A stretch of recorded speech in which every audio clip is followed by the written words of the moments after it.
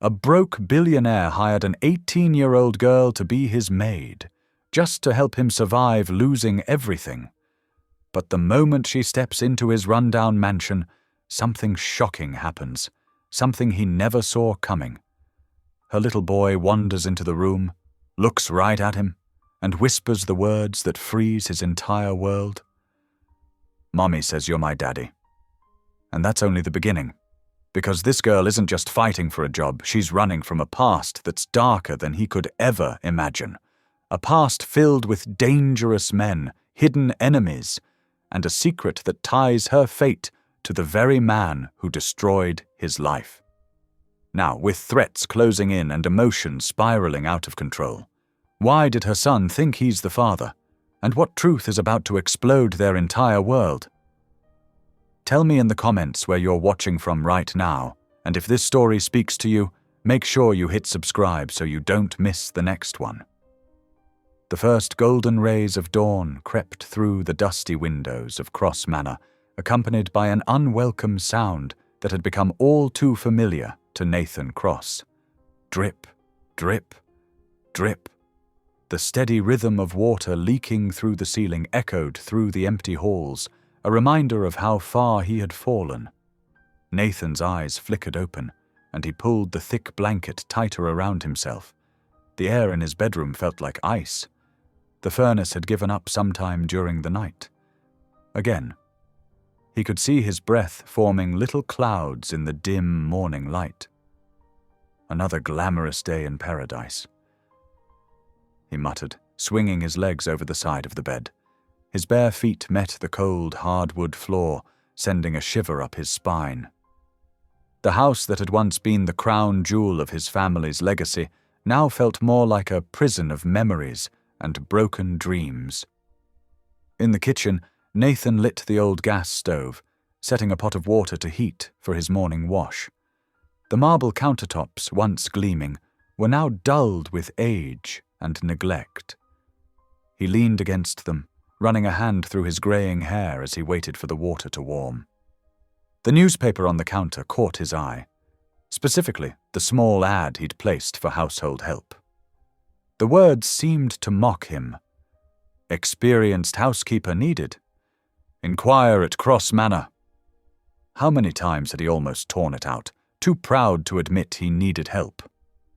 The morning dragged by slowly until precisely 10 o'clock, when the crunch of tires on gravel announced his first applicant. Through the front window, Nathan watched a modest sedan pull up. A woman emerged. African-American, early 30s, wearing simple but neat clothes. She paused at the car window, speaking softly to someone inside before making her way to the front door. The doorbell's chime echoed through the empty halls. Nathan straightened his tie, one of the few remnants of his former life, and opened the door. "Mr. Cross, I'm Maren Holt. I'm here about the housekeeping position." Her voice was gentle but steady, her smile genuine. "Yes, please come in." Nathan stepped aside, trying not to notice how her eyes took in the mansion's faded grandeur. He led her to the sitting room, where dust motes danced in the weak sunlight, streaming through the windows. "I apologize for the state of things," Nathan said, gesturing to one of the covered chairs. "It's been difficult to maintain everything properly." Maren sat down, placing her worn backpack beside her feet. "No need to apologize, Mr. Cross. Every home has its stories." As they talked, Nathan found himself struck by her quiet dignity. She answered his questions directly, her responses showing both experience and understanding. When he mentioned the modest salary he could offer, her expression didn't change. "I saw someone in your car," Nathan said, trying to sound casual. "Family member?" A soft smile touched Maren's lips. "My son, Ezra. He's 7. I hope it's not a problem that I brought him. My regular sitter wasn't available today." "Not at all." Nathan glanced out the window at the car, where he could make out a small figure sitting patiently in the back seat. "He seems very well behaved." "He is." Pride warmed her voice. Ezra understands that sometimes Mama needs to work. Nathan shifted uncomfortably in his chair. Mrs. Holt. Ms. She corrected gently. It's just Ezra and me. Ms. Holt, he amended. I should be honest with you. My situation is not what it once was.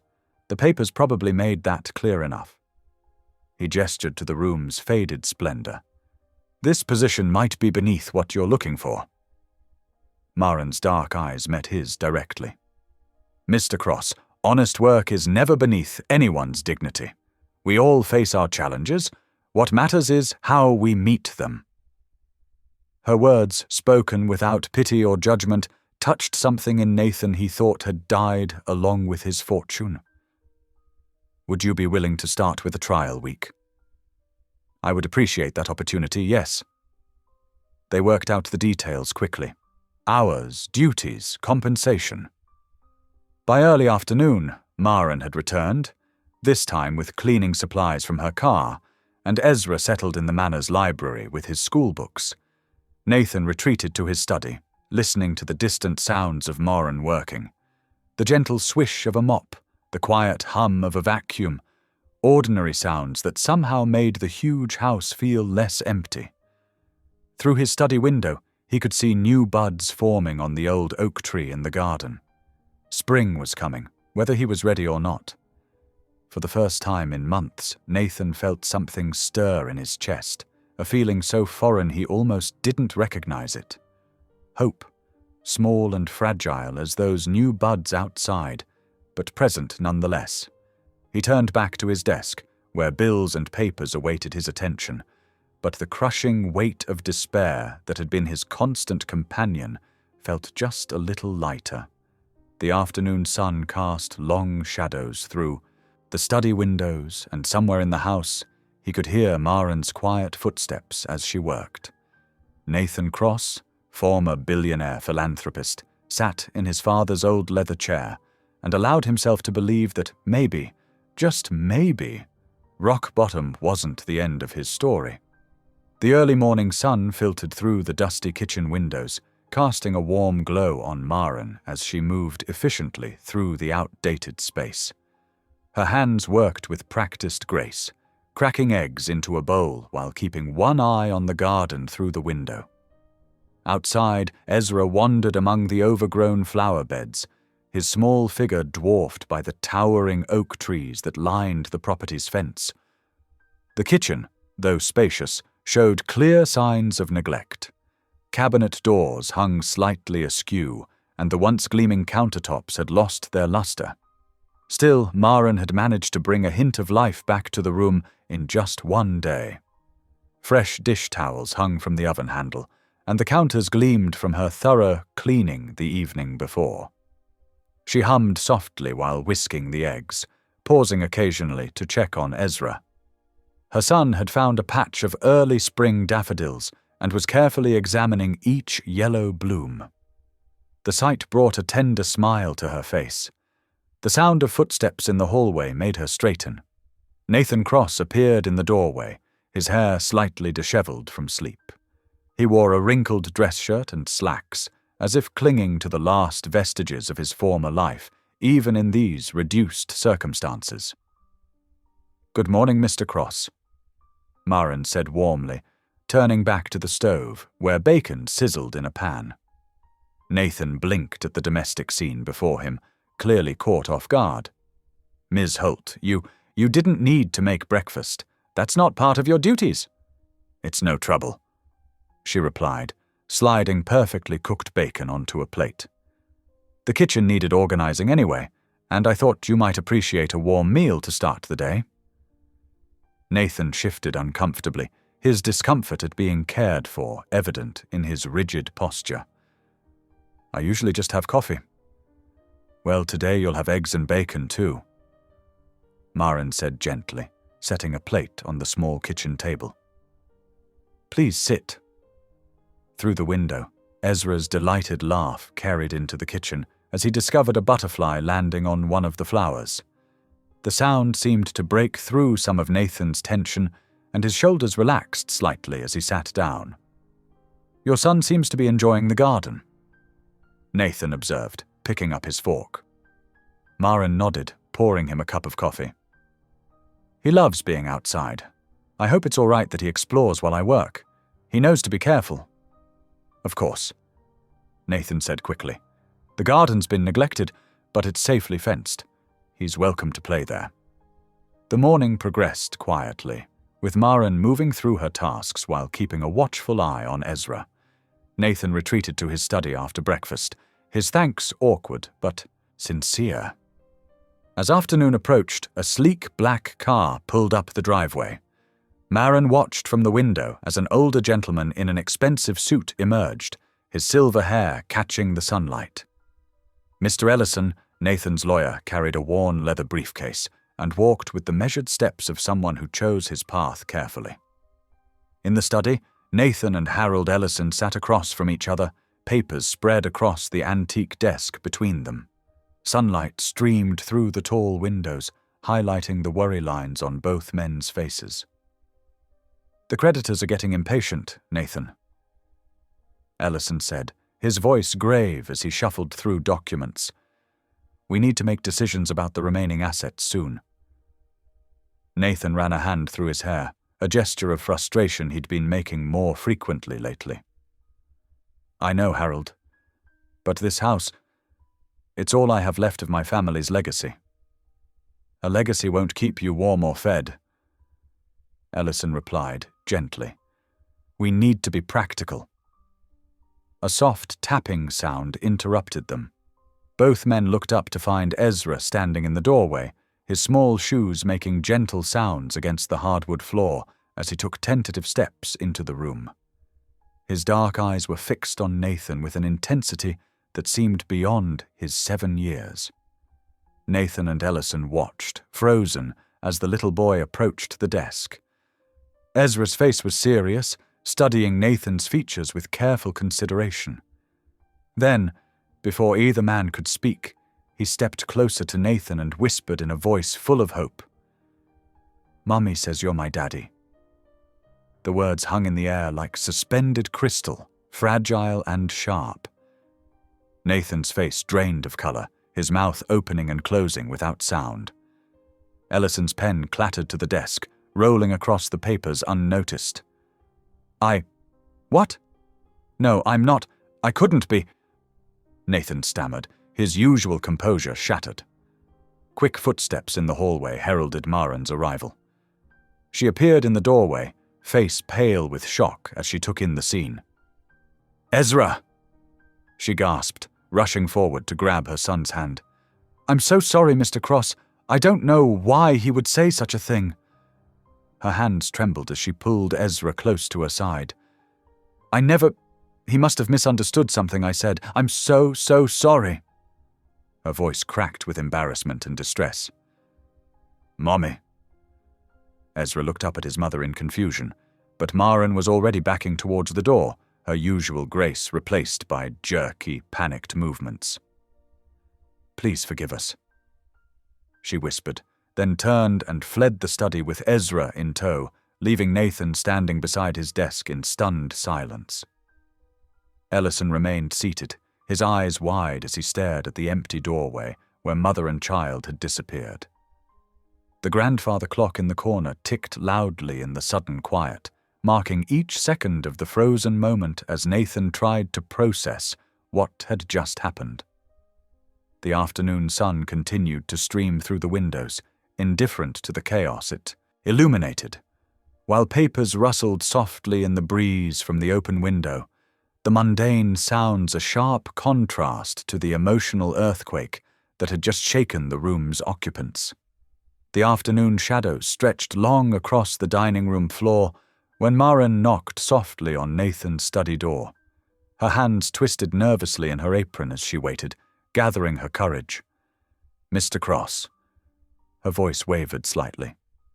Could I please have a moment to explain? Nathan opened the door, his earlier shock now settled into something more guarded. He nodded silently and followed her to the dining room, where the fading sunlight painted everything in soft amber tones. Ezra sat at the old kitchen table, his small legs swinging anxiously as he watched the adults with wide eyes. When Nathan entered, the boy ducked his head, clearly afraid of the trouble he'd caused. "I owe you an explanation," Maren began, her voice soft but steady. She stood protectively near Ezra, one hand resting on his shoulder.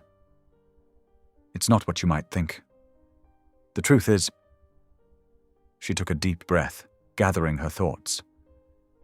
"When Ezra was younger, he used to cry at night about not having a father. It broke my heart to see him hurting like that. So I started telling him bedtime stories." Her eyes grew distant with the memory. "Stories about the kind of father I wished he had. Someone gentle and caring, someone who would protect him and love him the way every child deserves." Nathan's expression softened as he listened, the tension in his shoulders easing slightly. "In those stories, I described a man who was wealthy but kind, who used his money to help others. Someone who would read to him at bedtime and teach him about the world." Maren's cheeks flushed with embarrassment. "I never meant for him to think. When he saw you, I suppose the stories came back to him. You matched the picture I'd painted in his mind." Ezra peeked up at Nathan through his lashes, still uncertain. "I'm sorry," he whispered. "I didn't mean to make you mad." Nathan's heart clenched at the fear in the boy's voice. He knelt down to Ezra's level, his voice gentler than it had been in months. "I'm not mad, Ezra. I was just surprised. I'm sorry if I scared you by yelling earlier." Relief flooded Maren's face at his words. She moved towards the kitchen, her natural instinct to nurture taking over. "Let me make us some soup for dinner. It's the least I can do after all this confusion." "You don't have to." Nathan started to protest, but Maren was already pulling ingredients from the cupboards. The kitchen slowly filled with the warm aroma of vegetables and herbs as Maren worked. Ezra, encouraged by Nathan's forgiveness, began to creep closer to where the man sat at the table. "Do you like stories too?" Ezra asked shyly. Nathan smiled, remembering the books that had filled his childhood home. "I do, very much." Their conversation grew easier as the soup simmered. Ezra gradually emerged from behind his mother's skirt, drawn out by Nathan's patient responses to his curious questions. When Maren served the soup, steam rising from the bowls in the dimming light, Nathan took a spoonful, and his eyebrows rose in surprise. "This is wonderful," he said sincerely. "The seasoning is perfect." Ezra giggled, his earlier fear forgotten. "Mommy makes the best soup. She says it's magic because it makes people feel better." The simple meal felt different from any Nathan had eaten in recent memory. The quiet conversation, Ezra's occasional laughter, and Maren's gentle presence filled the dining room with a warmth that had nothing to do with the soup. As evening settled fully into night, Nathan bid them good night and retreated to his room. He lay in bed, unable to sleep, thinking about the day's events. Ezra's innocent mistake had stirred something in him, not just the shock of the moment, but the pure trust in the boy's eyes when he'd thought he'd found his father. He thought about Maren's stories, crafted from love and hope, meant to comfort a grieving child. Her honesty in explaining, her quiet dignity even when embarrassed, spoke of a strength he hadn't expected to find in his new housekeeper. The old house creaked around him, and a chill draft reminded him of the broken furnace. The thought of Maren and Ezra trying to sleep in the cold spurred him to action. He got up, grabbed his tools, and made his way quietly to the basement. Working by flashlight, Nathan examined the ancient furnace. Years ago, he would have simply called a repairman, but necessity had taught him basic maintenance. His fingers, once soft from office work, were now calloused from similar repairs. The night grew deeper as he worked, tightening connections and replacing a worn belt. Finally, the furnace hummed to life, sending warm air through the old ducts. Nathan stood back, satisfaction replacing his earlier turmoil.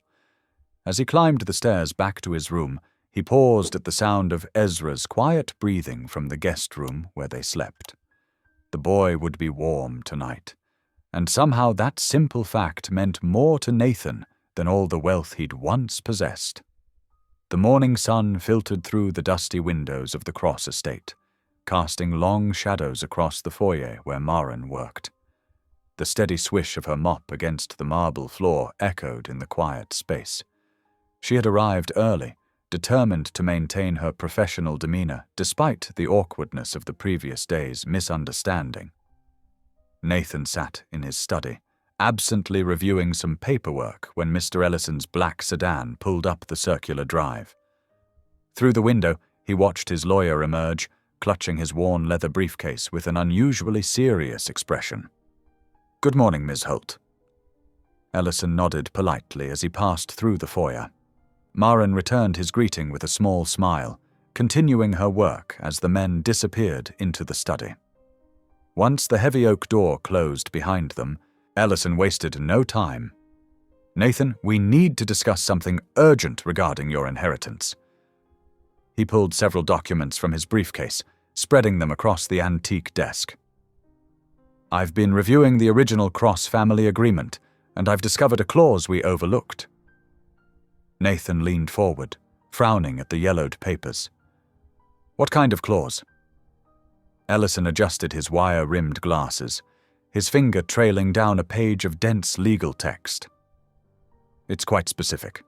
To maintain ownership of the estate, the heir must be married before reaching the age of 40 years. The color drained from Nathan's face. "What?" "Your 40th birthday is in 6 months. Ellison continued, his tone matter-of-fact. "If you're not married by then, the estate will be repossessed by your father's cousins in Connecticut." Nathan ran a hand through his hair, his mind racing. "This can't be real. How did we miss this before?" "It was buried in the original documents from 1892. I only found it while doing a final review of your remaining assets." Ellison's expression softened with sympathy. "I know this is unexpected, but we need to consider solutions."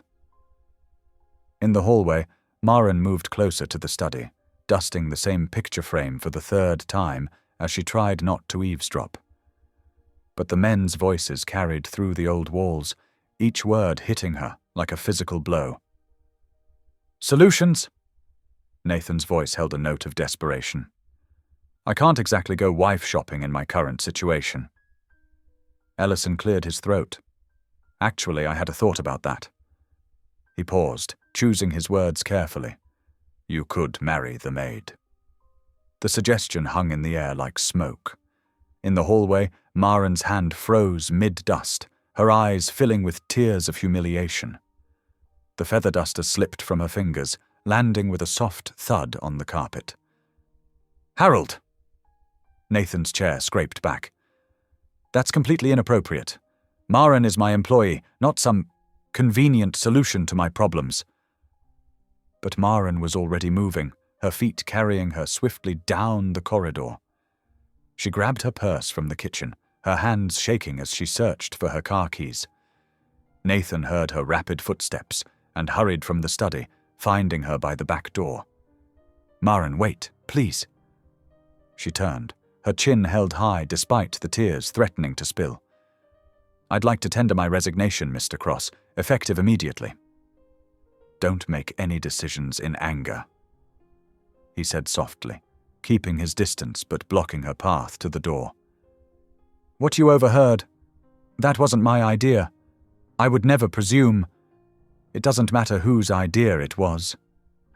Her voice trembled slightly. "I can't work somewhere I'm seen as a convenient solution to a legal problem." "That's not how I see you at all." Nathan took a step forward, then stopped himself.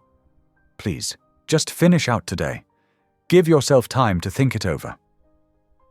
Maren hesitated, her hand still on the doorknob.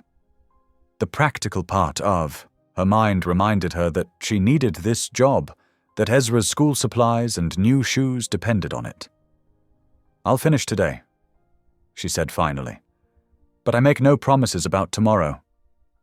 The remainder of the day passed in heavy silence. Maren moved through the house like a ghost, dusting and cleaning with mechanical precision.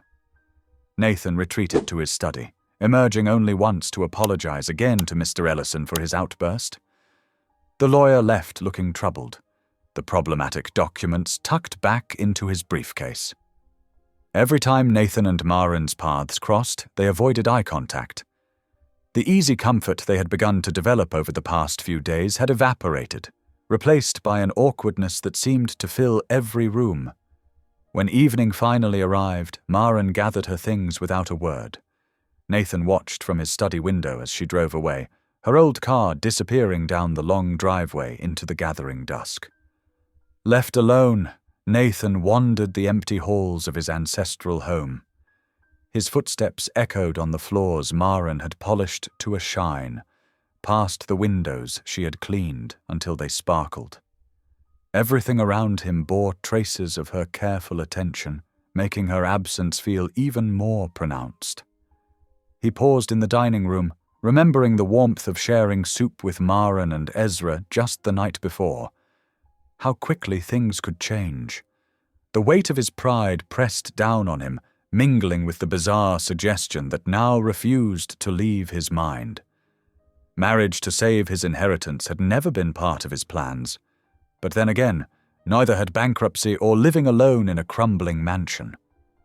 The setting sun cast long shadows through the windows, and Nathan stood in the growing darkness, surrounded by the remnants of his family's legacy and the echoing emptiness of what might have been another path forward, however impossible it seemed. The morning sun crept through the study windows as Nathan spread old files across his desk. His coffee had gone cold, forgotten hours ago when he'd started digging through digital archives and dusty boxes.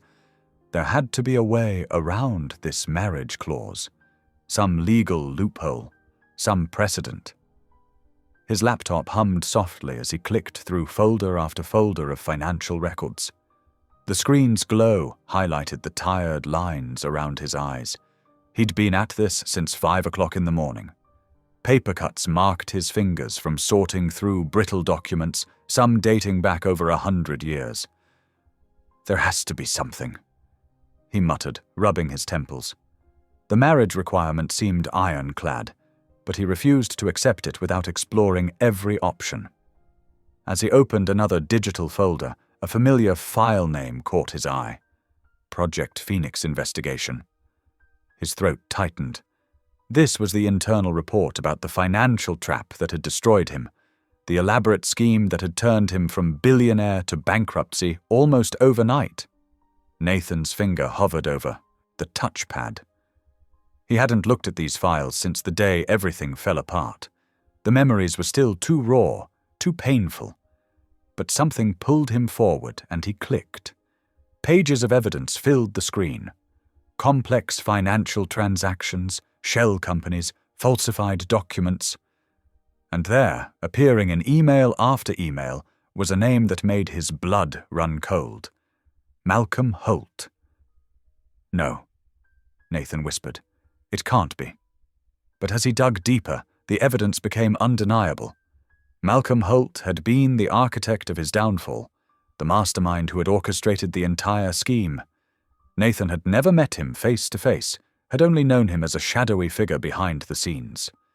With trembling hands, he opened a new browser window and typed Malcolm Holt into the search bar. News articles appeared, business announcements, charity galas, corporate mergers. And there, in a society page photo from 5 years ago, was the proof he needed. The caption read, "Business mogul Malcolm Holt with daughter Maren at the Metropolitan Charity Ball." The image showed a younger Maren, dressed in an elegant gown that seemed to make her uncomfortable, standing beside a distinguished-looking man with cold eyes and a practiced smile. The resemblance was subtle, but unmistakable. "Oh, God!" Nathan breathed. His mind raced through the implications. Maren, sweet, hard-working Maren, was the daughter of the man who had destroyed his life.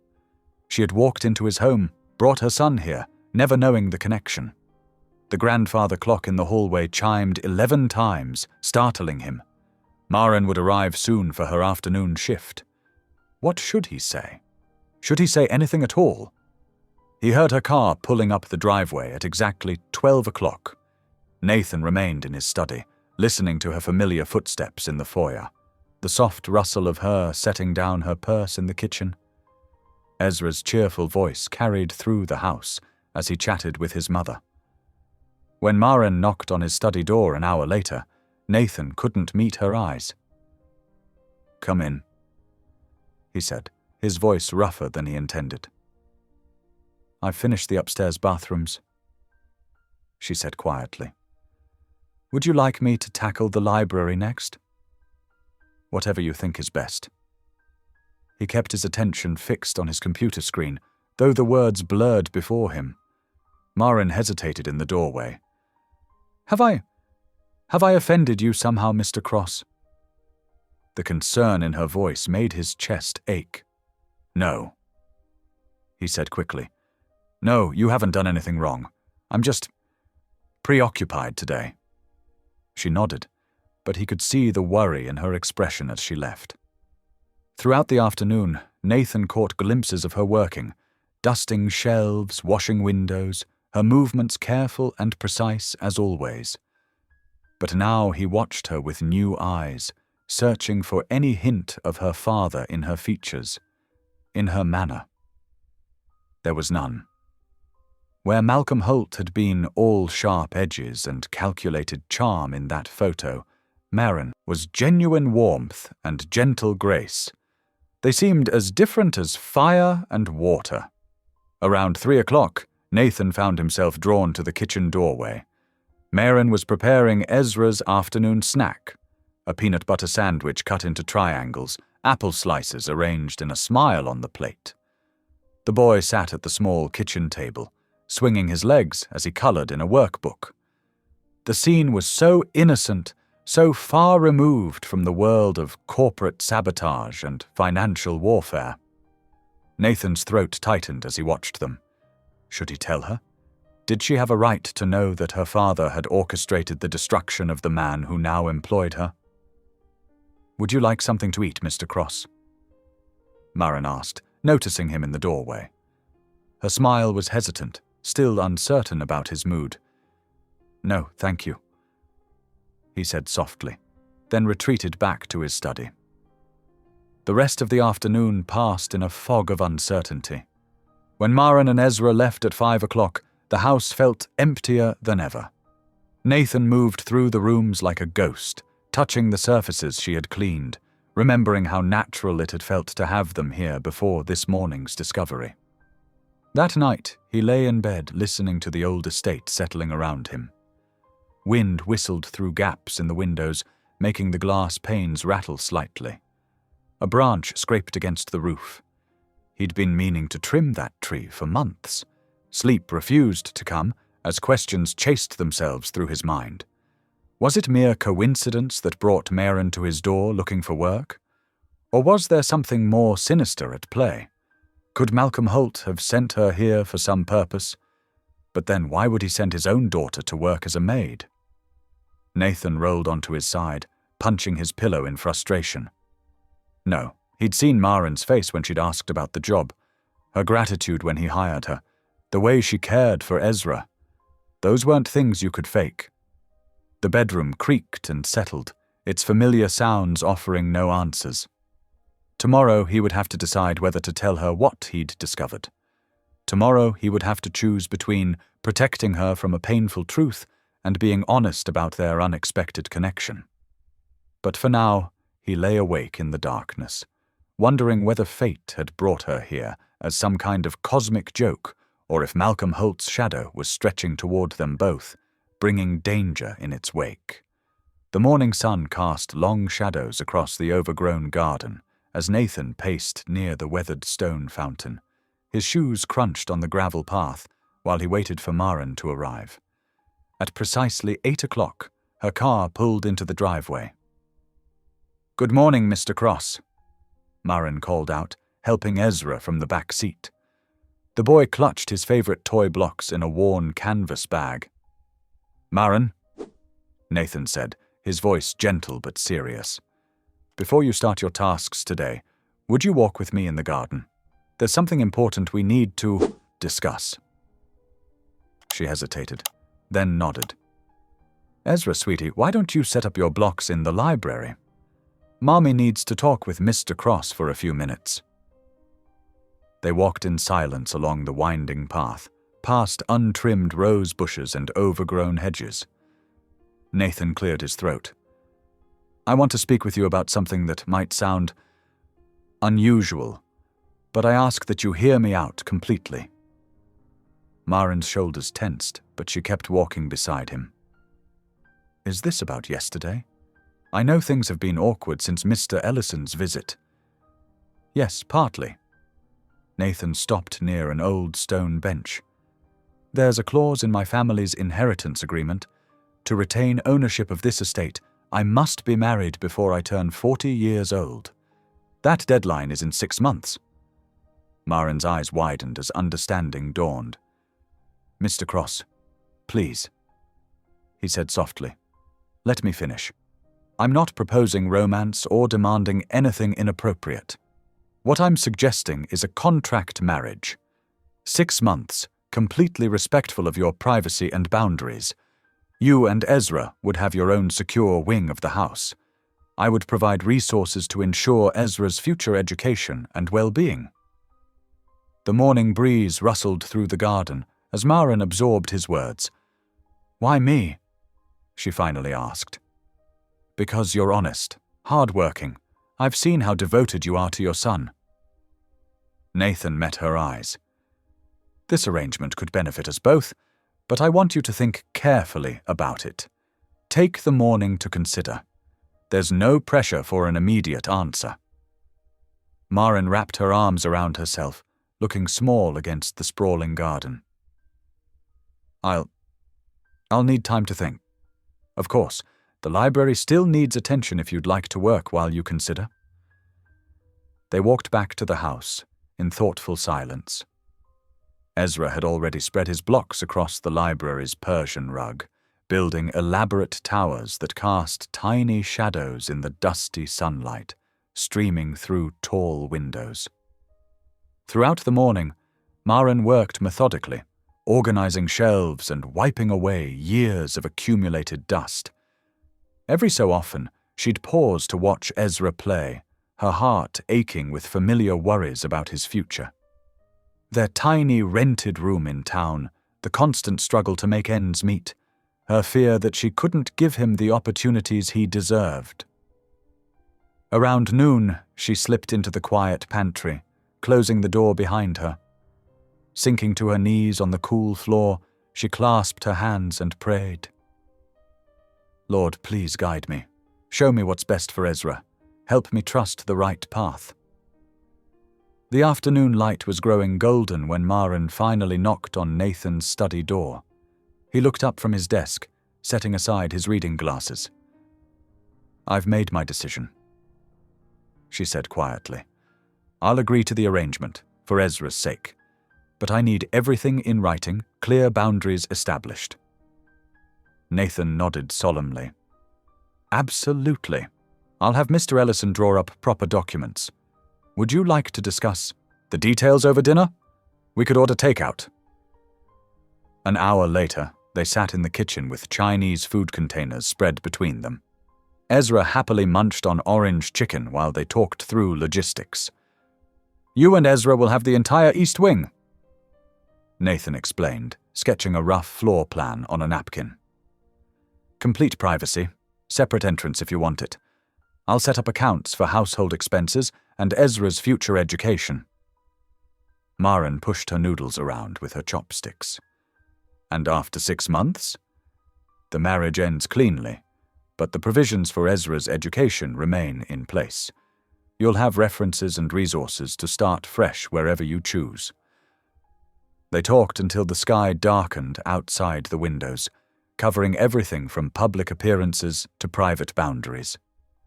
When Maren finally gathered their things to leave, She felt simultaneously exhausted and oddly peaceful about her decision. Back in their rented room that evening, she tucked Ezra into his small bed.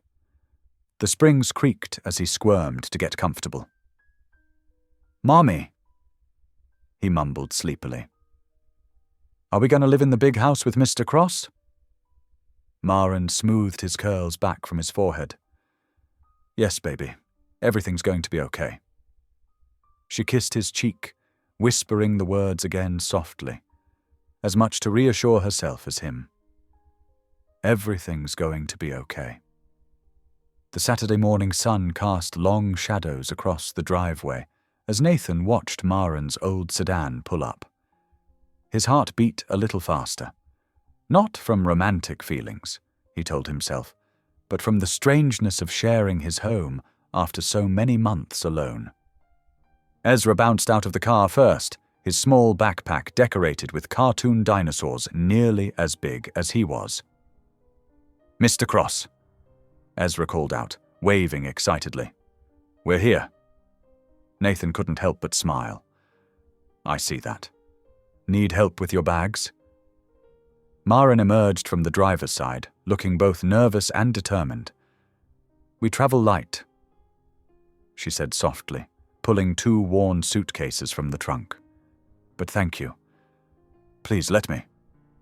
Nathan stepped forward, taking both bags despite her protests. "I've prepared the rooms in the east wing. Follow me." They climbed the grand staircase, their footsteps echoing in the high-ceilinged foyer. Ezra trailed behind them, running his hand along the polished wooden banister with wonder in his eyes. "This one will be yours, Ezra," Nathan said, pushing open a door to reveal a spacious bedroom with large windows overlooking the garden. The room had been a guest room for years, but he'd spent Friday afternoon clearing out the more fragile, decorative items to make it child-friendly. "Wow!" Ezra rushed past them, immediately climbing onto the window seat. "Mommy, look how high up we are!" Maren smiled at her son's enthusiasm before following Nathan to the adjacent room. "And this will be your space," he explained, setting her suitcases down.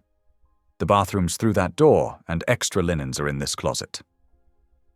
He demonstrated the slightly sticky drawer of the linen closet. "Sorry about that. I'll fix it soon." "It's perfect," Maren assured him, though her voice trembled slightly. "More than enough space. I'll let you both get settled." Nathan paused in the doorway. "When you're ready, I thought we might have breakfast together. I picked up some groceries yesterday." To his surprise, Maren's eyes filled with tears. "You didn't have to do that." "I wanted to," he said simply, then left them to unpack. An hour later, they gathered in the kitchen. Maren insisted on cooking, saying it helped her feel normal. Soon the room filled with the smell of pancakes and coffee. Ezra sat at the counter, carefully coloring a picture while they waited. "What are you drawing?" Nathan asked, peeking over the boy's shoulder. "Our new house," Ezra explained seriously, adding another crayon bright window. "See? That's you, and Mommy, and me." Nathan's throat tightened at the simple stick figures holding hands. "It's very good," he managed. The weekend settled into an unexpected rhythm. Maren's natural homemaking skills brought warmth to the sterile kitchen.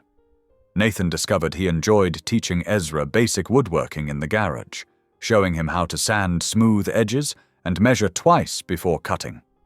The boy's natural curiosity and eagerness to learn reminded Nathan of himself at that age, working alongside his own father. Saturday afternoon, they took their first walk together around the property. Ezra ran ahead, chasing butterflies and collecting interesting rocks, while Nathan and Maren followed at a comfortable distance. "He seems happy here," Nathan observed. Maren nodded. "He's always wanted a real home. And—" she hesitated. "A father figure."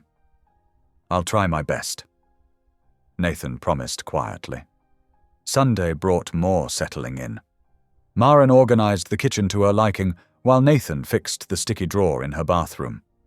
They shared meals together, conversation flowing more easily with each passing hour. In the afternoon, Nathan found himself teaching Ezra how to build a simple birdhouse, the boy's small hands careful with the hammer as they worked together. That evening, after Ezra went to bed, Nathan and Maren sat at the dining room table with legal pad and coffee, preparing for Monday's ceremony. "We need our story straight," Nathan explained. "People will ask questions." "How did we meet?" Maren asked, pen poised. "The truth, mostly. You came to work here. We grew close over time." "And fell in love?" Maren's voice held a hint of skepticism. "We recognized something special in each other. A shared value for family, hard work, simple pleasures." Nathan surprised himself with how easily the words came. "You helped me see what really matters in life, beyond wealth and status." Maren looked up, meeting his eyes. "That's actually quite beautiful." They spent the next 2 hours role-playing potential questions, often dissolving into laughter at their awkward attempts at romantic declarations. "No one will believe this," Maren giggled after a particularly stilted exchange. "They might." Nathan grinned. "Love makes people do strange things." As the clock struck 11, they gathered their empty coffee cups and notes. In the kitchen, they fell into an easy rhythm, Maren washing, Nathan drying. Their hands brushed as she passed him a mug, and neither pulled away quite as quickly as they might have earlier. "Thank you," Maren said suddenly, "for making this feel okay, normal almost." Nathan set down his dish towel. "Thank you for trusting me with you and Ezra's future." They shared a long look in the dim kitchen light, something unspoken passing between them. Finally, Maren cleared her throat. "We should get some sleep. Big day tomorrow." "Right, of course." Nathan stepped back. "Good night, Maren." "Good night."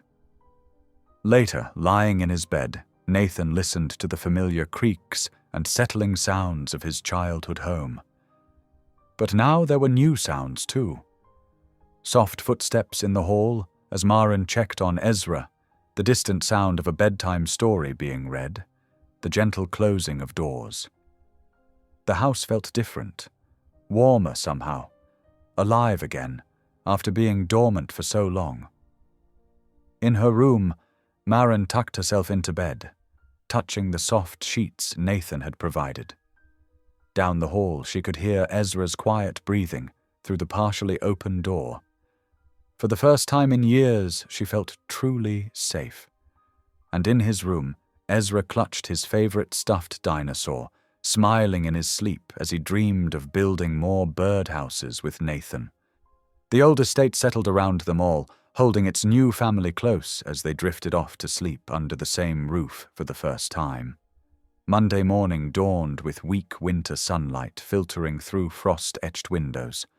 In her room, Maren smoothed her simple navy dress with trembling hands, wondering how her life had taken such an unexpected turn. A soft knock at the door made her turn. "Mummy, look what Nathan gave me!" Ezra burst in, proudly displaying a child-sized bow tie in deep blue silk. "Oh, sweetheart!" Maren knelt to adjust it. "You look so handsome." "Nathan showed me how to tie it 3 times. Ezra beamed, fidgeting with excitement. "He says every gentleman needs a proper bow tie." Downstairs, Nathan paced the foyer in his best remaining suit. Though well-tailored, it hung slightly loose, a reminder of meals missed during his darkest days. He checked his watch again, fighting down nerves that made no sense for a marriage of convenience. The drive downtown was quiet, save for Ezra's cheerful commentary from the back seat of Nathan's aging sedan. The car, once part of a fleet of luxury vehicles, now showed its age with squeaky brakes and worn upholstery. But it still ran faithfully, much like the estate itself, tired but holding on. At the courthouse, fluorescent lights hummed overhead, as they waited on hard wooden benches. Maren kept smoothing her dress while Nathan found himself constantly adjusting his tie. Only Ezra seemed completely at ease, swinging his legs and humming softly. "Cross and Holt," called a clerk, peering over her glasses at them. They followed her to a small office where an elderly judge waited, his kind face creasing with smile lines as he saw Ezra's bow tie. "Well now, someone's dressed for a special occasion." "It's my mommy's wedding day," Ezra announced proudly. "Nathan's going to be my daddy now." The judge's eyes flickered with recognition at Nathan's name, but he maintained his warm demeanor. "Shall we begin?" The ceremony was brief and simple. Nathan and Maren stood before the judge's desk, hands clasped loosely, voices steady as they repeated the traditional vows. When the judge pronounced them husband and wife, Ezra clapped enthusiastically, making everyone smile. As they signed the marriage license, the clerk couldn't help stealing glances at Nathan. Everyone knew the story of Nathan Cross's fall from fortune. It had been splashed across every newspaper in town. Yet here he was, in a modest courthouse ceremony, marrying his former maid. She watched him help Ezra climb onto a chair to witness the signing, noting how gently the once powerful man handled the child. "Congratulations," she said as she filed the paperwork, genuine warmth in her voice. They celebrated at Mario's, a small family restaurant where checkered tablecloths and candlelight created an intimate atmosphere. Ezra devoured his spaghetti while Maren and Nathan shared quiet conversation over chicken parmesan. "Thank you for the bow tie," Maren said softly. "It meant so much to him." "It was my first bow tie too," Nathan admitted. "My father gave it to me when I was about his age. I've been saving it, though I never knew quite why until now." The afternoon sun was setting as they returned to the estate, casting long shadows across the front drive. While Ezra ran ahead to tell his stuffed animals about the day, Nathan collected the mail scattered near the front door. Among the envelopes, he found one with no return address or postmark. His stomach tightened as he slipped it into his pocket. Later, in his study, Nathan's hands shook as he read the crude message, "Stop digging or die." The paper was cheap, the letters cut from magazines, almost comically like a movie prop, except there was nothing funny about the threat's implications. He quickly locked it in his desk drawer, unwilling to burden Maren with this darkness on their wedding day. That evening, after tucking Ezra into bed with an extra-long story, Maren found Nathan in the kitchen. He had prepared tea, steam rising from 2 mugs on the counter. "Chamomile," he explained, pushing one toward her. "I noticed it's your favorite." "You noticed that?" Maren wrapped her hands around the warm mug, touched by the simple observation. They sat in comfortable silence for a while, the kitchen clock ticking softly in the background.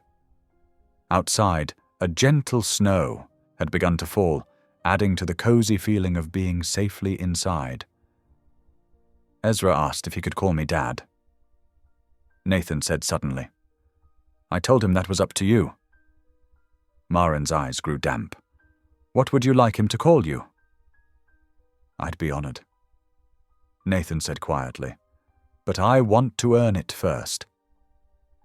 Maren reached across the table and squeezed his hand briefly. "You're already starting to." They talked softly about simple things, plans for the week, ideas for updating Ezra's room, the need to fix a loose shutter before the next storm.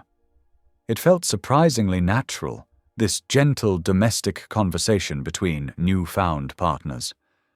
When Maren finally said goodnight, Nathan remained in the kitchen, listening to her footsteps fade upstairs. Only then did he return to his study, pulling out the threatening note. He spread it flat under his desk lamp, studying the jagged letters with growing concern. The paper trembled slightly in his hands as he considered who might have sent it, and why. The grandfather clock in the hall struck midnight as Nathan sat there, the warning note casting a shadow across his desk. The same questions kept circling through his mind. Who knew he was investigating his downfall? What secrets had he stumbled upon that warranted such a threat? And most importantly, how could he protect Maren and Ezra from whatever danger was approaching? The snow continued falling outside his window, each flake catching the moonlight before joining its fellows in the growing blanket of white. Inside the study, Nathan stared at the threatening message, feeling the first tremor of real fear. Not for himself, but for the two precious lives now under his protection. The pale morning light crept through the curtains as Maren stirred awake in her new bedroom. After a lifetime of renting rooms and temporary spaces, waking up in this grand old house still felt surreal. She dressed quickly, wrapping a warm cardigan around herself before heading downstairs to start breakfast. As she passed Nathan's study, she noticed the light was already on. Through the partially open door, she saw him slumped over his desk, head resting on a stack of papers. Dark circles shadowed his eyes, and his usually neat shirt was wrinkled from sleeping in his chair. "Nathan?" she called softly, not wanting to startle him. He jerked awake, quickly shuffling papers into a drawer. "Good morning," he said, trying to smooth his rumpled hair. "I must have dozed off while working." Maren frowned. "Did you sleep here all night?" "Just reviewing some documents," he said, but his smile didn't reach his eyes. Something was clearly bothering him. "I'll make coffee," she offered. "Extra strong." In the kitchen, while the coffee brewed and eggs sizzled, Maren heard Ezra's footsteps padding down the stairs. He appeared in dinosaur pajamas, rubbing sleep from his eyes. "Morning, sweetie," she said, bending to kiss his forehead. "Want to help me hang the laundry after breakfast?" Ezra nodded, eagerly. He loved helping with chores, treating each task like an adventure. After they'd eaten and Nathan had retreated back to his study, Maren gathered the laundry basket. The morning air was crisp as she and Ezra made their way to the clothes line at the side of the house. As she pinned sheets to the line, movement caught her eye. A black sedan sat idling halfway down the road, its tinted windows obscuring the driver. Something about its presence made her skin prickle. She casually turned Ezra toward the house. "Honey, why don't you go inside and pick out your clothes for today?" Once he was safely indoors, she watched the car from behind a sheet. After several long minutes, it pulled away, but the uneasy feeling lingered. Throughout the morning, Maren tried to focus on her usual tasks, dusting the library shelves, organizing the pantry, preparing lunch. But her thoughts kept returning to Nathan's exhausted face and that mysterious car. Around 2 o'clock, while she was folding the now dry laundry in the sitting room, she heard a sharp intake of breath from the study. She found Nathan staring at his phone, his face ashen. "Nathan, what's wrong?" He quickly locked his phone screen, but not before she glimpsed an open text message. "Nothing to worry about," he said, but his voice was strained. "Please don't lie to me," she said quietly. "We're married now, even if it's just on paper. If something's wrong, I need to know." Nathan ran a hand through his hair, conflict clear on his face. Finally, he gestured to the chair across from his desk. "You should sit down." Maren's heart began to race. "You're scaring me." "I received a threatening message yesterday," he began, pulling out a crude note from his drawer. "And another text message just now." He showed her his phone screen. The message was brief but chilling. "She's his daughter. Walk away or lose everything." "I don't understand," Maren whispered. "Whose daughter?" Nathan took a deep breath. "Maren, I've discovered something about your father. Malcolm Holt." She stiffened at the name. "How do you know about him?" "Because he's the reason I lost everything." Nathan's voice was gentle but firm. "He orchestrated the financial trap that led to my bankruptcy. I found his name while investigating the collapse of my company. Maren felt the room spin.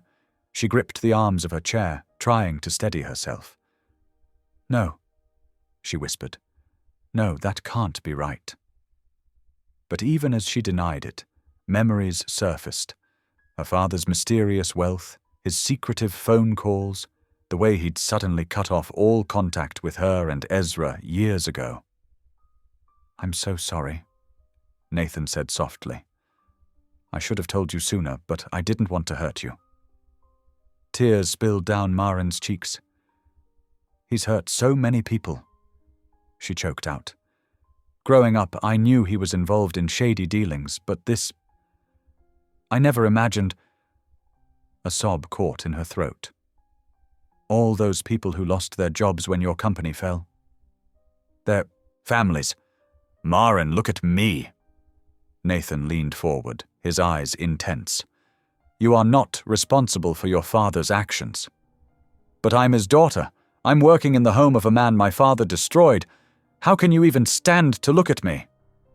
"Because you're nothing like him," Nathan said firmly. "You're kind, honest, hard-working. You've raised an amazing son on your own. The sins of the father are not the sins of the daughter." Maren buried her face in her hands, shoulders shaking. Nathan moved around the desk and knelt beside her chair. "I'm sorry," she kept repeating. "I'm so sorry. Stop apologizing," he said gently. "You've done nothing wrong." They talked for hours as the afternoon faded into evening. Maren shared what little she knew about her father's business dealings, while Nathan explained how the sabotage had unfolded. Upstairs, Ezra slept peacefully, unaware of the heavy conversations below. "These threats," Maren finally said, wiping her eyes. "Do you think they're from my father?" "I don't know," Nathan admitted, "but whoever it is knows about our connection. They're trying to scare me away from investigating further." "What are we going to do?" "First, we need to make sure you and Ezra are safe. I've already contacted a security company to install cameras and better locks." Maren nodded, exhaustion suddenly overwhelming her. The emotional toll of the day crashed over her like a wave. She curled up on the leather couch in the corner of the study, her eyes heavy. "We should get you to bed," Nathan said softly. "Just need to rest my eyes for a minute," she murmured. Nathan watched as her breathing evened out into sleep. He grabbed the soft throw blanket from the back of the couch and gently draped it over her. "We'll face this together," he whispered, tucking the blanket around her shoulders. "I promise." In the quiet of the study, with Maren sleeping peacefully and Ezra safe upstairs, Nathan finally allowed himself to acknowledge a surprising truth. This marriage of convenience had become something far more important than just saving his estate. These two precious souls had somehow become family, and he would do anything to protect them. The morning sun streamed through the kitchen windows, casting warm patches of light across the wooden floor. Maren stood at the counter, measuring flour into a mixing bowl, while Nathan helped Ezra tie on a child-sized apron covered in cartoon dinosaurs. "Today's going to be special," Nathan announced, ruffling Ezra's hair. "Since we can't wait until your actual birthday this weekend, we're going to start celebrating early." Ezra's eyes lit up. "Really? Like a whole extra birthday?" "Even better," Nathan said, pulling out a set of worn woodworking plans from his back pocket. "How would you like to build something with me?" "What are we going to make?" Ezra bounced on his toes, barely containing his excitement. "A birdhouse. One that real birds can live in." Nathan spread the plans across the kitchen table. "See? We'll cut the wood just like this picture shows." Maren watched them huddle over the drawings, Nathan patiently explaining each step while Ezra nodded seriously. Her heart swelled at how natural they looked together. The way Nathan bent down to Ezra's level, how her son leaned trustingly against Nathan's arm. "Can we start now?" Ezra asked, practically vibrating with anticipation. Nathan glanced at Maren, who nodded her permission. The garage workshop is all set up. Just remember to wear your safety glasses. They spent the next several hours in the garage, sawdust dancing in beams of sunlight that filtered through the dusty windows. Nathan guided Ezra's small hands as they measured and marked the wood, explaining why precision mattered. When it came time to use the handsaw, Nathan stood behind Ezra, his larger hands wrapped protectively around the boys as they worked together. Maren found herself drawn to the doorway, unable to resist watching them work. The sight of her usually reserved son giggling as sawdust sprinkled his dark curls made her eyes misty. Even more touching was Nathan's infinite patience, the way he praised each wobbly line Ezra drew and celebrated every small victory. "Mommy, look!" Ezra called out, holding up a piece of wood he'd helped sand. "It's smooth as butter." "That's wonderful, sweetheart." She stepped into the garage, brushing sawdust from his shoulders. "You're doing such a good job." Nathan caught her eye over Ezra's head, and the warmth in his gaze made her breath catch. There was something so right about this moment. Her son safe and happy, Nathan's steady presence, the simple joy of creating something together. By late afternoon, the birdhouse was taking shape. Nathan helped Ezra attach the roof, and together they painted it a cheerful yellow that Ezra insisted would make the birds extra happy. Their laughter echoed through the garage as they worked, occasionally breaking into silly songs about woodworking that Nathan made up on the spot. "Time for phase 2 of our celebration," Maren announced when the paint was dry. "Who wants to help bake a cake?" "Me." Ezra's hand shot up, still holding his paintbrush. "Can we make chocolate?" Back in the kitchen, they formed an assembly line of sorts. Maren measured ingredients, Nathan helped Ezra crack eggs, fishing out only a few bits of shell, and soon the kitchen filled with the warm scent of baking cake. While they waited for it to cool, Ezra composed what he called his pre-birthday song, a funny mix of traditional birthday lyrics and his own creative additions about birds and yellow paint. They couldn't help but laugh as he performed it with dramatic flourishes, using a wooden spoon as a microphone. "And many more pre-birthdays to you!" he finished with a bow, causing both adults to applaud. After they frosted the cake with slightly messy but enthusiastic care, they shared slices around the kitchen table. Ezra's face was smeared with chocolate as he detailed his plans for where to hang the birdhouse, his words growing slower as the day's excitement caught up with him. "I think it's bedtime for certain young builders," Maren said softly, noting his drooping eyelids. "But I'm not tired," Ezra protested through a yawn. "How about I tell you a story about when I built my first birdhouse?" Nathan offered, and Ezra nodded eagerly. Maren listened from the hallway as Nathan's gentle voice carried from Ezra's room, telling tales of crooked nails and determined second tries until her son's breathing evened into sleep. When Nathan emerged, closing the door quietly behind him, they shared a soft smile. They worked together, cleaning the kitchen, moving in comfortable synchronization. As Maren wiped down the counter, Nathan loaded the dishwasher, their hands occasionally brushing as they passed dishes between them. Each small touch sent sparks of awareness through them both. Finally, the kitchen was spotless, and they found themselves standing close together by the sink. The evening light painted everything in soft gold, and the air between them felt charged with unspoken feelings. "Thank you," Maren whispered, "for making today so special for him." "Maren." Nathan's voice was tender as he reached up to brush a smudge of flour from her cheek. The gentle touch became a caress, and suddenly they were drawing closer, pulled by an invisible force neither could resist. Their first kiss was soft, hesitant, a question asked and answered in the space of a heartbeat. When they drew apart, both were surprised by the depth of emotion reflected in each other's eyes. Later, they sat together on the living room couch, a comfortable silence between them as they processed the day's shift in their relationship. "I never expected this," Maren admitted, her hand finding his. "When we agreed to this marriage, I thought it would just be a business arrangement." "God works in mysterious ways," Nathan replied thoughtfully. "Sometimes the greatest blessings come disguised as simple contracts." They talked late into the night about faith and forgiveness, about second chances and the way love sneaks up when you least expect it.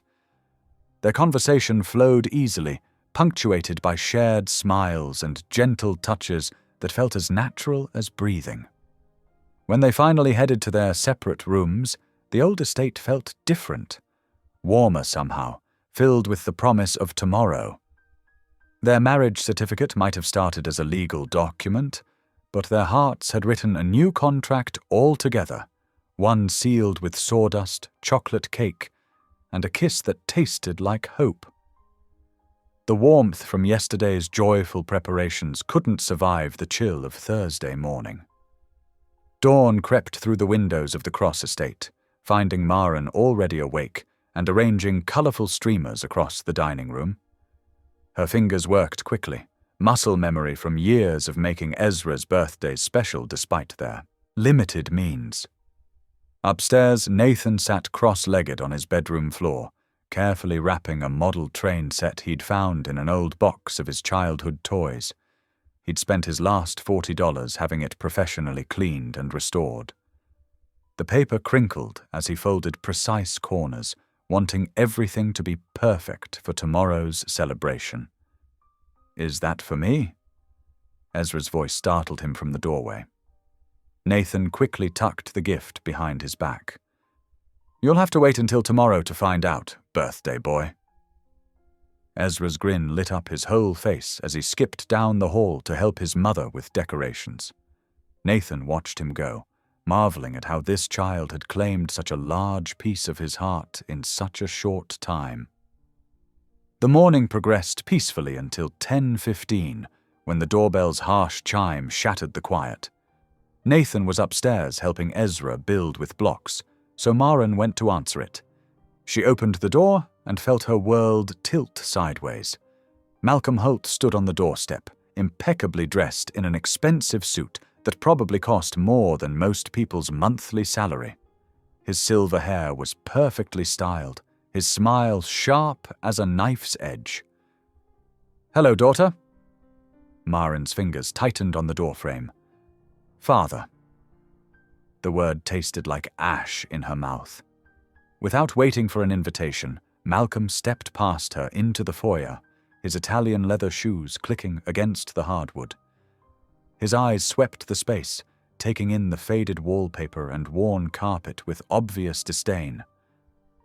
"The parlor," he commanded softly. "Now." Maren's legs moved automatically, years of conditioning taking over. She led him to the small sitting room, closing the door behind them. Malcolm remained standing, towering over her as she sank into an armchair. "I'll make this simple," he said, his voice eerily calm. "You're going to leave this house today. Pack your things, take my grandson, and disappear." "No." Maren forced the word out, though her throat felt tight with fear. "We have a life here now. Ezra is happy." "Ezra," Malcolm cut in, "is exactly why you're going to do as I say." He pulled out his phone, showing her a photo that made her blood run cold. Ezra playing in the garden yesterday, clearly taken with a telephoto lens from somewhere off the property. "I have people watching him constantly," Malcolm continued. "At the house, at school, on the playground. One word from me and—" He let the threat hang in the air. Maren's hands trembled in her lap. "Why are you doing this?" "Nathan Cross is digging into things that don't concern him. Things that could harm a lot of important people, including me. You're going to solve that problem by leaving." His smile never reached his eyes. "Unless you'd prefer I solve it my way." When Maren didn't respond immediately, he leaned down until his face was inches from hers. "You have until tonight. If you're still here tomorrow morning, I'll ensure you regret it for the rest of your life." He straightened, adjusting his tie. "And Maren, don't warn him, don't explain, just go, or Ezra pays the price." The door clicked softly behind him as he left, but the sound echoed like a gunshot in Maren's ears. She sat frozen, tears sliding down her cheeks, until Ezra's laughter from upstairs forced her to pull herself together. The rest of the day passed in a blur of pain and preparation. Around 3 o'clock, she found Nathan in his study, staring at some paperwork. Her heart ached at the gentle smile he gave her. "Nathan," she began, hating herself for the lies she was about to tell. "I need to talk to you." He set down his pen, giving her his full attention. "What's wrong?" This marriage was a mistake." The words felt like broken glass in her mouth. "I thought I could do this, but I can't. Ezra and I are leaving tonight." Nathan's face went pale. "What, Maren, if I did something wrong?" "No." She cut him off, unable to bear his kindness. "I just don't want this anymore, any of it. We'll be gone before morning." She turned and fled before he could see her tears, leaving him standing bewildered in his study. Through the rest of the afternoon, she packed their belongings with shaking hands, trying to ignore the weight of Nathan's confused, hurt gaze whenever their paths crossed. After dinner, a silent, painful affair, she tucked Ezra into bed for the last time in this house that had so briefly felt like home. Once his breathing evened out into sleep, she began carrying boxes and bags to her car, each trip feeling like another nail in her heart. Nathan watched from his study doorway, looking lost and broken. She couldn't meet his eyes, knowing she'd break down if she did.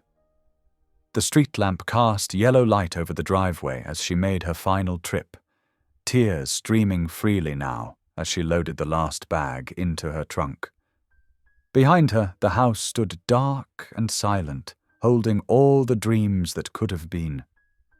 The late-night drive blurred past Maren's tired eyes as streetlights flashed across her windshield.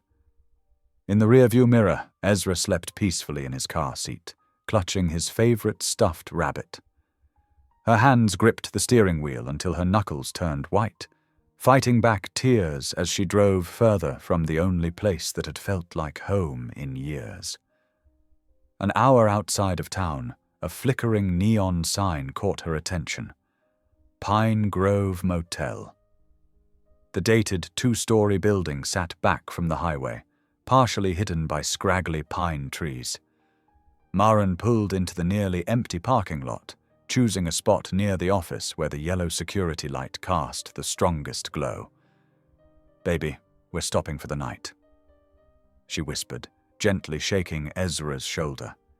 He blinked sleepily as she lifted him from his car seat. The night clerk barely looked up from his magazine as she paid cash for a room. The key he handed her had a faded plastic tag marked Room 214. The metal stairs creaked under their feet as they climbed to the second floor, the winter wind cutting through their jackets. Inside, the room smelled of old cigarettes, poorly masked by artificial pine freshener. 2 twin beds with worn floral bedspreads sat against one wall, while a scratched dresser held an ancient television. But it was clean enough, and more importantly, it was away from Malcolm's threats. "Mommy, why didn't we say goodbye to Mr. Nathan?" Ezra asked as she helped him change into pajamas. The innocent question stabbed at her heart. Sometimes grown-ups have to make hard choices to keep the people they love safe. She managed, tucking him into bed. "But I love Mr. Nathan," Ezra protested softly, his eyes already heavy with sleep. "He teaches me things. Like the birdhouse. I know, baby. I know." Maren stroked his hair until his breathing evened out into the deep rhythm of childhood sleep. Only then did she allow herself to cry, pressing her face into a thin motel pillow to muffle the sound. After several minutes, she forced herself to move. Standing at the window, she carefully peeled back the edge of the faded curtain. The parking lot remained empty except for her car and an old pickup truck at the far end. Still, she couldn't shake the feeling of being watched.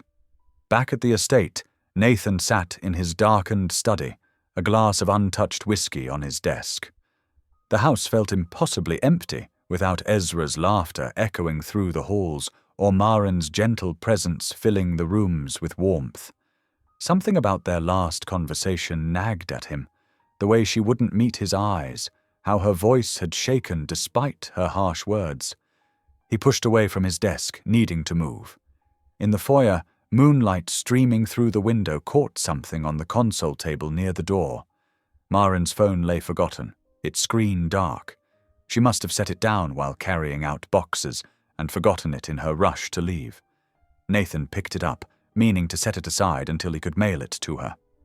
The screen lit up at his touch, revealing multiple missed calls and voicemails from an unknown number.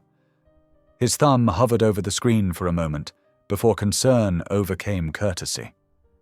He played the most recent voicemail. Malcolm's voice filled the quiet foyer, dripping with menace. "I trust you're following instructions, daughter. Remember what happens to Ezra if you don't. Leave tonight. No explanations, no goodbyes, or my men will ensure your son has a very unfortunate accident." The phone nearly slipped from Nathan's suddenly numb fingers. Everything clicked into place. Marin's abrupt change of heart, her refusal to look at him, the fear he'd glimpsed in her eyes. She hadn't wanted to leave at all. She'd been protecting Ezra from Malcolm's threats. "Dear God," he whispered into the empty house. She was out there somewhere, alone and terrified, thinking she had to face this by herself. Nathan grabbed his coat from the hook by the door, checking his pockets for his keys. As he turned to leave, his gaze fell on the small birdhouse sitting on the hall table. Ezra had built it just yesterday, his small hands carefully following Nathan's instructions, face glowing with pride at each accomplished step. Without hesitation, Nathan grabbed the birdhouse too. He had no idea where Marin and Ezra had gone, but he knew they couldn't have gotten far in the past few hours. He'd check every hotel and motel within a 100-mile radius if he had to. The engine of his sedan roared to life as he backed out of the driveway, tires crunching on gravel. He had to find them before Malcolm did. Had to make them understand they weren't alone anymore, that together they could stand against whatever threats Malcolm made. In the motel room, Marin jolted awake from a restless half-sleep. She hadn't meant to doze off in the chair by the window, but exhaustion had briefly overcome her vigilance. Headlights swept across the thin curtains, illuminating the room in stark white light before plunging it back into darkness. She rose silently, careful not to wake Ezra. Through a tiny gap in the curtains, she watched as not one, but two vehicles pulled into the parking lot, their headlights cutting through the night like searching eyes. Her heart began to pound. A sharp knock on the motel door made Marin jump. Her hands trembled as she crept toward it, heart thundering in her chest. Through the peephole, she saw Nathan's worried face illuminated by the dim parking lot lights. Relief flooded through her as she quickly unlocked the door and yanked him inside. "Nathan, what are you—" She broke off as movement caught her eye. A dark sedan pulled into a spot near her car, its headlights cutting off. Two men emerged from the shadows. "Malcolm's men," Nathan said grimly, already moving to secure the door. "I found the threats on your phone. Why didn't you tell me?" "He said he'd hurt Ezra." Marin's voice cracked. "I couldn't risk it." Heavy footsteps approached their door.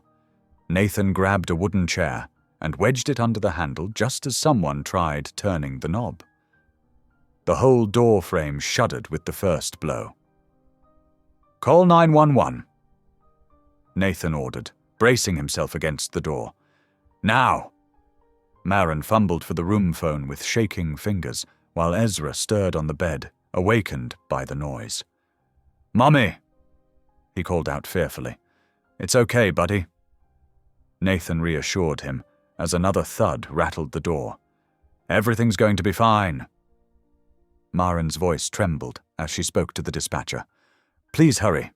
2 men are trying to break into our room at the Pine Grove Motel on Route 12. My son is here. We need help." A crack appeared in the door frame. Nathan threw his full weight against it, muscles straining. "They're coming, sweetheart," he called to Ezra, who had curled into a tight ball on the bed. "The police are coming." As if in answer, sirens wailed in the distance, growing louder with each second. Through the window, Marin saw the 2 men freeze, then sprint back to their car. Tires squealed as they peeled out of the parking lot just as red and blue lights flooded the area. 3 police cruisers converged on the motel. Officers poured out, weapons drawn, securing the perimeter while a detective took their statements. Marin held Ezra close as she described Malcolm's threats, her voice steady despite her trembling hands. "Mrs. Cross?" A familiar voice called from the doorway. Mr. Ellison hurried in, clutching a thick manila envelope. "Thank God you're all safe. I've been trying to reach Nathan." "Harold?" Nathan stepped away from the detective. "What are you doing here?" "I've got it, Nathan. The evidence we needed." Ellison's eyes gleamed with triumph as he patted the envelope. "Financial records, falsified documents, witness statements, everything proving Malcolm Holt orchestrated your company's collapse. And that's just the beginning. There's evidence of tax fraud, embezzlement, even conspiracy." He turned to the detective. "I'm Harold Ellison, Mr. Cross's attorney. I've already contacted the FBI and the district attorney's office. They're moving on Malcolm Holt's penthouse as we speak." The detective's radio crackled to life. A voice reported that Malcolm Holt had been taken into custody without incident. The nightmare was finally over. "Dad?" Ezra's small voice drew everyone's attention. He stood beside Nathan, arms raised in a silent plea to be held. Nathan scooped him up without hesitation, and Ezra buried his face in Nathan's neck, shoulders shaking with quiet sobs. "Shh, I've got you," Nathan murmured, rubbing gentle circles on the boy's back. "You're safe now. We all are." When the police and Ellison had gone, promising to return in the morning for formal statements, Nathan turned to Marin. In the quiet of the room, their eyes met across the space between them. "Did you mean it?" he asked softly. "When you said you wanted to leave?" Marin's composure finally crumbled. Tears spilled down her cheeks as she shook her head. "No," she whispered. "God, no. These past weeks with you, I've never felt so complete, so safe. You became everything to us, everything I never dared hope for. I love you, Nathan. I was just so scared of what my father might do." Nathan reached for her with his free arm, drawing her into their embrace. Ezra snuggled between them, already half asleep despite the excitement. "Let's go home," Nathan said, pressing a kiss to her forehead. "The sun's almost up." They gathered their few belongings and walked out into the pre-dawn stillness. The sky had begun to lighten in the east, promising a new day. As they drove back to the estate, Marin reached across to take Nathan's hand, their fingers intertwining naturally. Just before the sun broke over the horizon, they pulled into the familiar driveway. The old house stood welcoming in the growing light, no longer a symbol of Nathan's lost fortune, but the foundation of something far more precious, a family built on second chances and unconditional love. Golden morning light streamed through the estate's windows, casting warm patterns across freshly polished floors. The old house seemed to breathe differently today, as if Malcolm's arrest had lifted a heavy shadow from its walls. The creaks and groans of aged wood felt more like comfortable sighs than warnings. In the kitchen, Nathan stood at the stove, his face scrunched in concentration as he poured pancake batter carefully, to create what he hoped would look like an elephant. Maren watched from the doorway, hiding her smile as he muttered under his breath about proper trunk proportions. "Is that supposed to be a snake?" she teased, coming up beside him. "It's clearly an elephant," Nathan defended, though his eyes crinkled with amusement. "Well, it will be, once I add the ears." The kitchen counter was dusted with flour and lined with earlier attempts, pancakes that vaguely resembled various animals. Some were more successful than others, but all were made with determined love for the birthday boy still sleeping upstairs. "He's going to love them no matter what they look like," Maren assured him, reaching up to brush flour from his cheek. The simple touch lingered, both of them savoring the freedom to show affection without fear. Footsteps padded down the stairs, and Ezra appeared in his pajamas, rubbing sleepy eyes. His face lit up at the sight of the kitchen transformed with birthday decorations. Streamers hung from light fixtures, and balloons bobbed gently in the morning breeze from the open window. "Happy birthday, buddy," Nathan called out, flipping the elephant pancake with a flourish. Ezra's eyes widened at the feast laid out on the table. Fresh fruit, whipped cream, syrup, and a growing stack of animal-shaped pancakes. "Are these all for me?" "Every single one," Maren confirmed, pulling him into a tight hug. 7 years old today. My big boy. They had just settled around the table when a knock at the door interrupted their breakfast. 2 police officers stood on the porch, their expressions professional but kind. "Good morning, Mr. and Mrs. Cross," the senior officer greeted them. "We wanted to update you personally about Malcolm Holt's situation." Nathan invited them in, offering coffee which they politely declined. In the living room, while Ezra continued his breakfast in the kitchen, they explained that Malcolm was being held without bail. The evidence Mr. Ellison had uncovered was extensive and damning. "He's facing multiple federal charges," the officer explained. "Fraud, extortion, conspiracy. The list keeps growing as more victims come forward. You won't have to worry about him anymore." Maren's hand found Nathan's, squeezing tightly. The relief on her face spoke volumes about years of fear finally lifting. Throughout the morning, Nathan and Maren worked together in his study, sorting through the documents Mr. Ellison had recovered. Files proved systematic sabotage of Nathan's company, revealing how Malcolm had manipulated stocks, spread false information, and orchestrated the entire collapse. "Look at this," Maren said softly, holding up a paper. "He started planning it 3 years ago, before I even knew you existed." Her voice caught. "I'm so sorry, Nathan." "Hey." Nathan turned her face gently toward his. "You are not responsible for his actions. You and Ezra are the best things that ever came into my life, even if the path here was painful." A knock at the front door interrupted them again, but this time it was Mrs. Peterson from next door, holding a wrapped package. "For the birthday boy," she explained with a warm smile. "We heard about what happened last night. The whole neighborhood's been talking." Throughout the day, more neighbors stopped by, some with small gifts, others with cards or baked treats.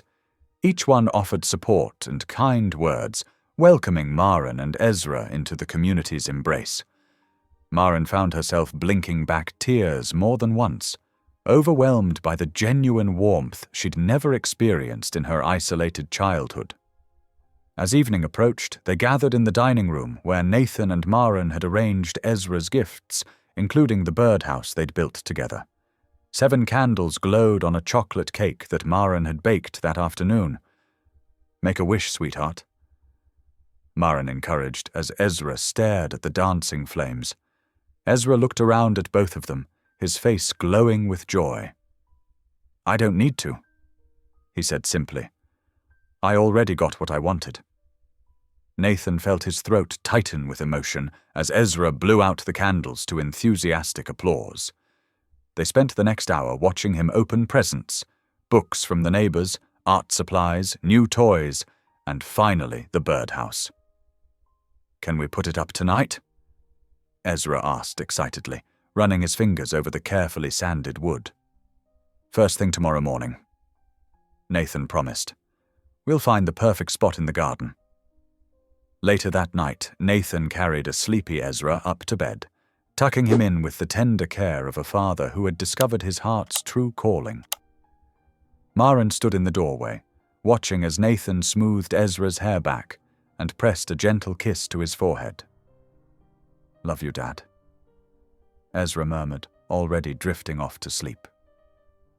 Nathan's eyes met Maren's across the darkened room, both of them filled with gratitude for this precious gift. Not just a house saved or a name cleared, but a family forged in faith, strengthened by trials and bound together by love that had grown real and deep in the most unexpected ways. The old estate creaked softly around them, but now it sounded like a lullaby, the contented sighs of a home filled with joy once again. Sunday morning dawned with gentle warmth, the kind that felt like a soft blessing after a storm. The old grandfather clock in the hallway chimed 8 times as Maren helped Ezra with his bow tie, the same one he'd worn for their courthouse wedding, now a symbol of their growing family bond. Nathan stood in front of his bedroom mirror, adjusting his own tie with careful fingers. The man reflected back at him looked different from the broken billionaire who'd first opened his door to Maren. There was light in his eyes now, peace in his bearing. "Ready?" Maren called softly from the doorway. She wore a simple blue dress that made her eyes shine, and Nathan's breath caught at the sight of her. "You look beautiful," he said, meaning far more than just her appearance. They piled into Nathan's sedan, Ezra chattering excitedly from the back seat about seeing other kids at church. The drive to the small white chapel took only 10 minutes, but Maren's heart raced the entire way. She'd never felt welcome in churches before.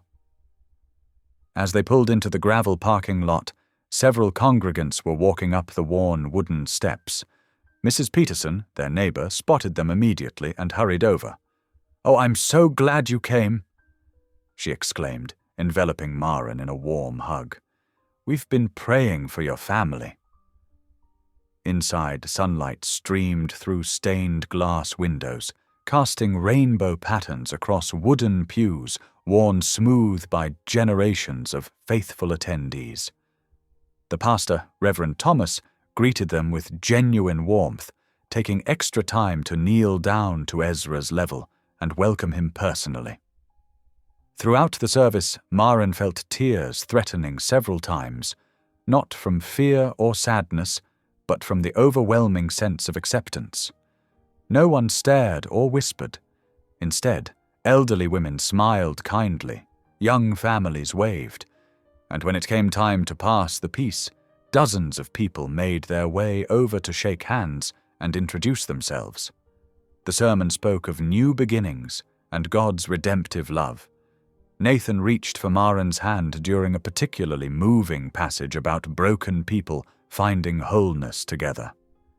Ezra, sitting between them, leaned his head against her arm, peaceful and content. After the final hymn, several church members lingered to talk with them. Mrs. Peterson introduced them to her quilting circle, while her husband Tom insisted they must come to the next neighborhood barbecue. "You're part of our community now," Sarah Williams, a young mother of 3, assured Maren. "We take care of our own here. You and little Ezra are safe with us."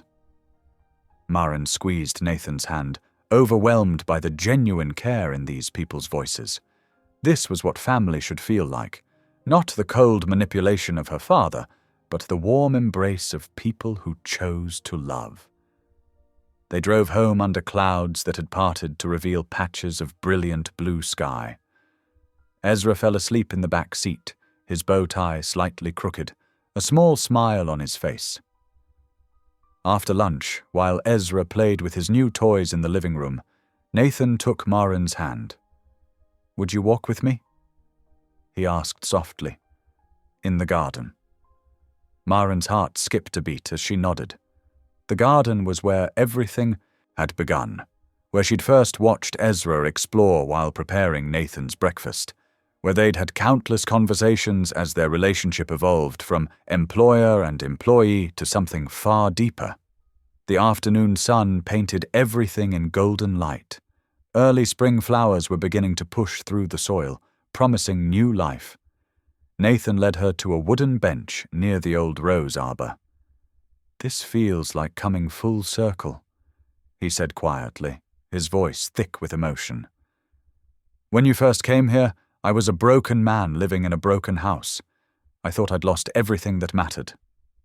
He turned to face her fully. "I didn't realize I hadn't found it yet." Marin's eyes filled with tears as Nathan slowly knelt before her, taking both her hands in his. "Marin," he said, his voice steady despite the emotion shining in his eyes.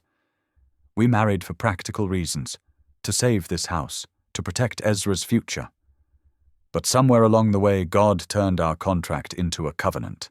He took our broken pieces and made something beautiful." A sob caught in Marin's throat as Nathan continued. "I want to renew our vows, not as a legal document or a business arrangement, but as a real marriage built on faith, trust, and love. Will you marry me again, Marin, this time with our whole hearts?" "Yes," she whispered through her tears. "Yes, with all my heart." The sound of running feet interrupted them as Ezra burst into the garden, having watched through the window. "Can I be in it too?"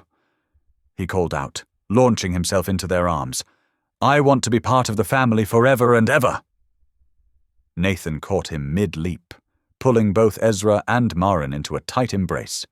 "You already are, buddy," he assured him. "You already are." That evening, they celebrated with a home-cooked meal, Marin's special chicken pot pie, fresh bread, and apple crisp for dessert. They talked about plans for a small ceremony in the garden once the roses bloomed, with their new church family as witnesses. As the sun began its descent, painting the sky in brilliant oranges and pinks, they settled on to the wide front porch.